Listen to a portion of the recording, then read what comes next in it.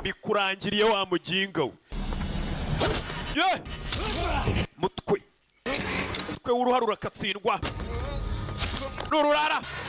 Ari impamvu umuntu aba ayoboye andi mabanda ari bosi abarenze nawe si ugupfa. Do katurore intebe ndapfuye noneho biraraye.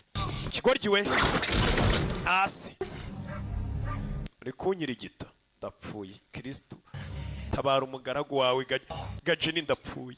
Ikigabo kirakomeye araniga hey! Kagabo na agasore bose bamukubitanye twe akangwe ke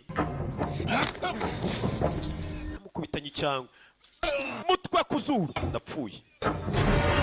Yo urabizi icyamamare ndamanutse. Boss ariruka hey! Katurore yaramukurikira. Kurikira ikigoryi Gajini cyo mahura do korodoro kirayizi. Ni indake yacu kiba cyarayubatse neza cyarize poroje yo kuvuga ati mu gihe banyatatse nakatirahe. Do kiba cyarahubatse neza koko. Dore inzu y'ibandi ku buryo Rivani yamukurikiye umurara nk'uyu abagomba gutegura akiteganyiriza mu gihe Rivani yabije arakurikira.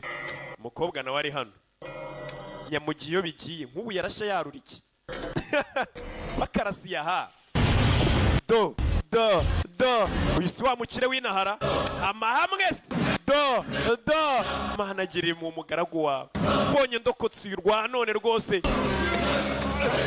nahita njya gukizwa, nahita njya kwa Sultani ngakizwa. Atangira guhiga imihigo abarara bavayo. Boss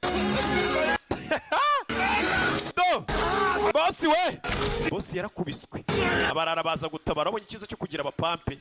Boss hasi kagabo karwana nk'akiyawuzi nyine nta kintu cyo gomba gafite n'agasazi nta mibare birimo ukwiyahura nyine. Vayo hano do arwana nyine nk'umusazi nk'umuntu byashaguye koko.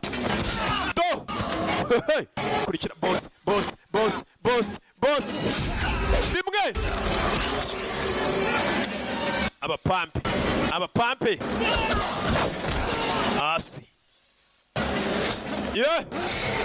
kucyuma.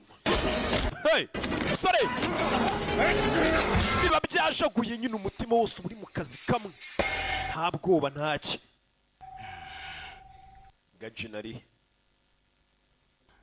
ngaho kahagaze we ngaho bano bantu uko baryamye hasi babaye iki ahise abyibagirwa.